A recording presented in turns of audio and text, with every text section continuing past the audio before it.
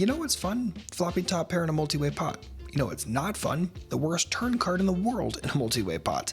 Let's look at one of these situations today and figure out what the heck we should be doing here. Good morning, how are we doing today? My name is James Sweeney, aka Split Suit. Pardon my voice today, I'm getting over a little bit of a sickness, but I still wanted to record a video today and go through a hand from vlog number 11 and break it into a little bit more depth with you. So this is the hand I played at Live 1-2 over at Orange City, Florida. Without further ado, let's jump right into the spot. Alright, so in this hand we are in the cutoff. There's a $5 straddle on the button. The small blind completes, we look down at Ace 10 offsuit, EP2 decides to limp in, and I decide to attack this up to 20. So a couple of things to note here. One, the max buy in this room is $200 for a 1-2 game, so unfortunately I have the max buy here, and that's why the stack depth looks the way that it does, and also why the game tends to function the way that it does, in case you've been following the vlog overall. So the raise size itself is a little bit small. Normally I would be somewhere between 25 to 30 here. I thought that 20 would get the job done in this exact situation, but unfortunately it seems that I was very, very wrong, since we end up getting called by the button, the small blind, and also EP2. So we end up going very multi-way to a flop in a very bloated 1-2 pot, but I'm not complaining about the flop since it is Ace King 6 Rainbow. Checks around to me, I decide to fire this out for 25, and let's talk about this real quick. So in general, the smaller flop c-bet size is pretty darn standard in multi-way pots on very dry textures, and this is one of those kind of textures as far as I'm concerned, since there's no flush draw present. It's not like it's 3 connected or anything like that, so I'm totally good with the size overall. Yes, it does give a better price to hands that could suck out on us, like gut shots or King X hands, or even worse, Ace X hands that could end up improving to 2 pair. However, it does allow extra continuance from some of those second best hands, as well as making sure that this does not get checked through. I really don't want to check this, have the button check this behind, and then all of a sudden have this be a spot where everyone gets to actualize their equity for free when they would have paid even a slight premium on the flop with that equity. So because of that, I like the bet, I like the size, and let's just continue on after the button folds. So we end up getting called by the small blind, EP2 calls as well, so end up going 3-way to a turn, and the turn is unfortunately the king of diamonds. Both players pretty quickly check over to me, and I decide to check as well. Let's talk about this. So one of the first questions I ask myself when I'm in a situation like this is, what would a bet accomplish, and what might a couple of different bet sizes accomplish in this spot? So if we decided to shove here for roughly a pot size bet, are we really getting looked up by many second best hands, if any second best hands? If so, that's not particularly great for us. If we decide to bet for something like 40 and end up getting check raised, are we really super stoked about that? And I'd say not really.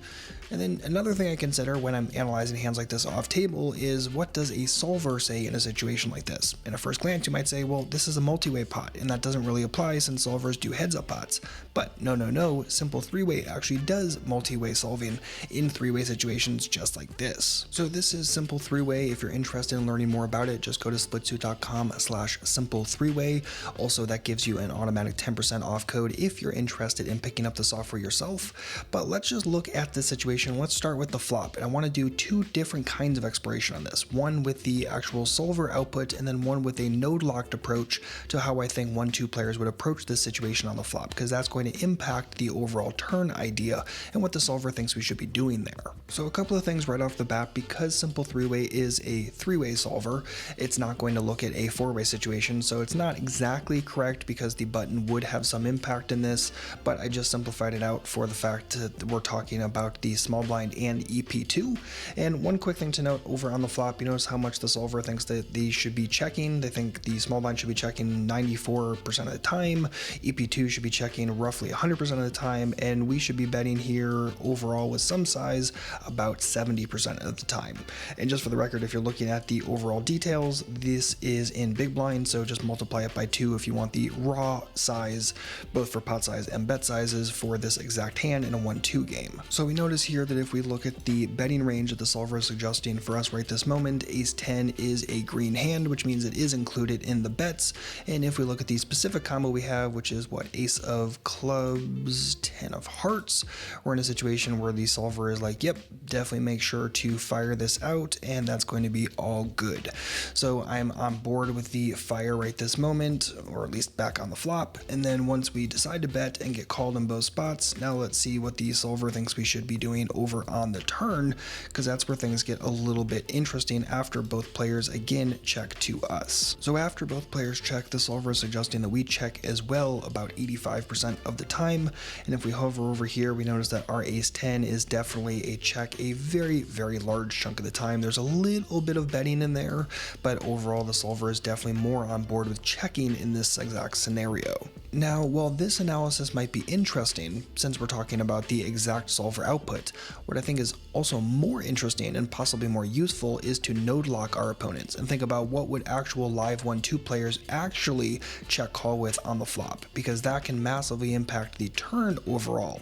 So let's look at a slightly different situation, this exact spot, just with node locked ranges for our opponent's continuance range on the flop. So in this run, we're going to node lock a wider continuance for both player 1 and player 2, since a lot of live players are more likely to continue on the flop wider than the solver would actually suggest. So them having something like an ace x hand almost all the time when they check call makes a tremendous amount of sense. Same thing with king x, same thing with even like 6x hands if they have like 7-6 suited or 5-6 suited. I'm expecting a lot of continuance from that, whereas the solver isn't continuing with that anywhere near 100% of the time.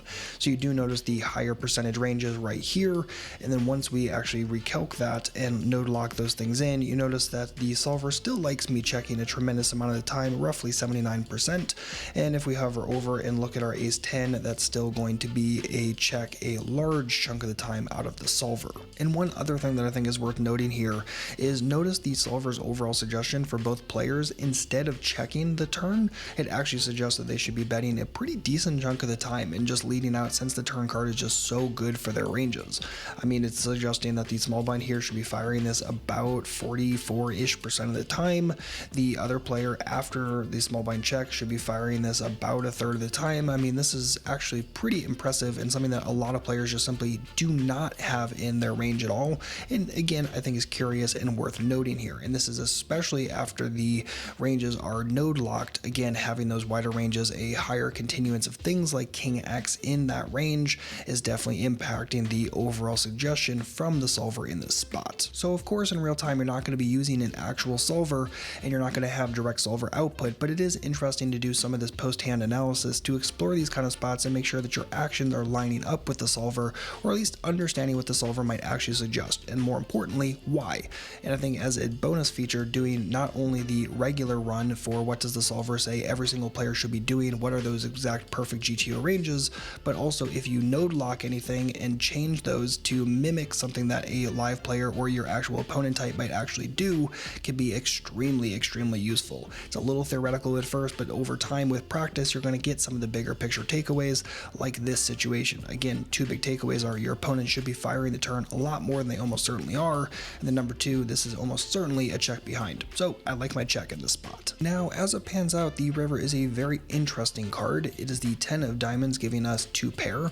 The small blind checks, EP2 decides to fire this for 75, and here we are. And this is a spot where I just don't really know what the heck I'm beating. And I say that because when you have a live 1-2 player who goes from playing very passively on previous streets to all of a sudden betting 50 or more on a ladder street, I'm not saying that's never air, but it's not air very often. Now, maybe this is something like Queen Jack to end up backing into that backdoor straight, fine, but if they had something like Jack 10, I don't think they're firing this river. If they have something like Ace X, are they really firing this river? I don't think so. So this looks a lot like King X or whatever weird hand backdoored into something.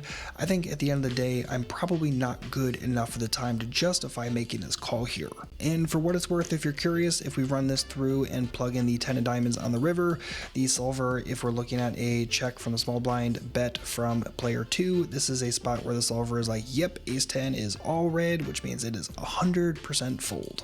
So I don't think for too long before finally letting this go. Small blind is thinking. Once they fold their hands like that, they are going to be thinking for a long time.